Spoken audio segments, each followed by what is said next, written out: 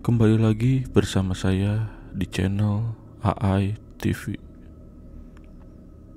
Di sini saya akan membawakan cerita horor berjudul Kisah Misteri di Tenda Tukang Sate. Ini adalah cerita pengalamanku. Oh iya, nama asliku Nadia Dona Putri. Cerita ini aku alami 6 tahun yang lalu, ketika aku masih kelas 8 dan baru saja pindah ke kota ini, yaitu Bandung. Beginilah ceritanya. Agustus tahun 2008. Malam ini aku lapar sekali. Kulihat tudung saji di meja makan dan mengangkatnya. Tak ada lauk. Lalu ibuku memanggilku. "Adek," panggilku ketika di rumah. "Tolong belikan sate ayam ya di tukang sate dekat minimarket Elok." "Sendirian, Bu? Adek takut sudah malam," sanggahku. "Tidak, nanti sama Mas Aji ya, ke sana naik mobil," ujar ibuku. "Ya Bu," jawabku. Mas Aji adalah kakak laki-lakiku, berambut gondrong, tetap rapi. Ketika aku berdiri di sampingnya, tinggiku hanya sebahunya. Memang, kakakku tinggi dan aku pendek. Kakakku segera mengambil kacamata, dompet, kunci mobil, dan kunci gerbang rumah. Setiap hari mulai dari maghrib, gerbang rumah kami digembok oleh Pak Penjaga dan kami harus membuka gerbang sendiri karena Pak Penjaga pulang ke rumah yang tidak terlalu jauh dari perumahan ini. Kakakku juga mempunyai bakat yang sama seperti ayahku, bisa merasakan keberadaan makhluk gaib dan terkadang bisa mendengar suara mereka. Setelah bersiap-siap, kami menuju mobil, masuk ke dalam, dan segera pergi. Kemudian pergilah aku dan kakakku ke tempat tukang sate berada. Tidak terlalu jauh dari rumahku. Minimarket Elok kira-kira berjarak 500 meter dari rumahku. Di dekat minimarket itu ada sebuah tenda lumayan panjang, dan di belakangnya ada sebuah tanah kosong yang ditumbuhi semak belukar dan beberapa pohon berdaun lebat. Mas Aji memarkirkan mobilnya ke ruko di dekat minimarket Elok.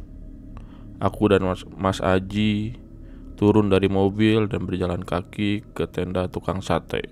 Ketika sampai di tenda tukang sate, kami duduk berhadapan di dua buah bangku panjang. Pembeli hari ini lumayan sepi. Hanya ada kami, seorang ibu-ibu berkerudung dan seorang bapak-bapak. Aku memilih bangku yang di belakangnya adalah tanah kosong, sedangkan Mas Aji memilih bangku yang membelakangi jalan raya. "Pak, pesan sate ayam 30 tusuk, bumbu dan acar dipisah," pesan kakakku. Kemudian kami menunggu pesanan kami. Ketika itu aku termenung. Tempat ini sepi sekali ya. Mungkin karena sudah malam hari. Aku mendapat sebuah firasat yang membuat bulu kuduku berdiri. Tempat ini sepertinya terlalu sepi. Mungkin akan terjadi sesuatu hal.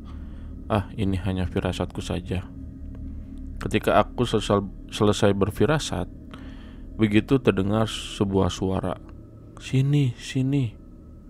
Terdengar jelas suara seorang perempuan di telinga kananku. Aku segera menengok ke kanan, tak ada seorang pun. Aku menengok ke belakang, hanya sebuah tanah kosong. Aku menengok ke depan, mukaku pucat. Ingin aku mengatakan dan bertanya apa yang kudengar tadi kepada kakakku. "Ada apa, Dek?" tanya Mas Aji. Tidak ada apa-apa, Mas," jawabku sedikit gugup. Aku tidak bisa menceritakannya, seperti ada yang menahanku untuk mengatakannya.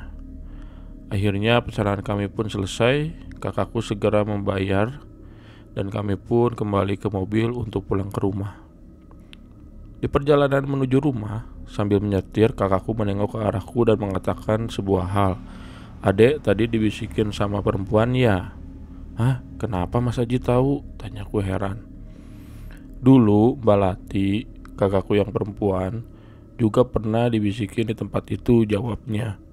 "Oh iya, aku ingat.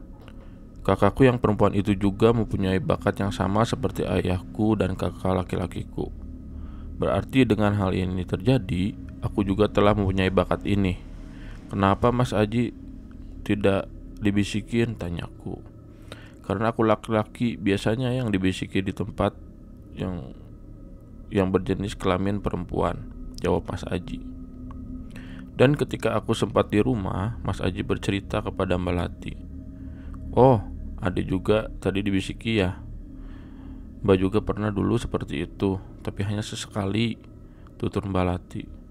Setelah aku mengalami ini, aku berjanji akan memperkuat imanku dan tidak akan mudah termenung. Sekian cerita dari Misteri di Tenda Tukang Sate. Terima kasih.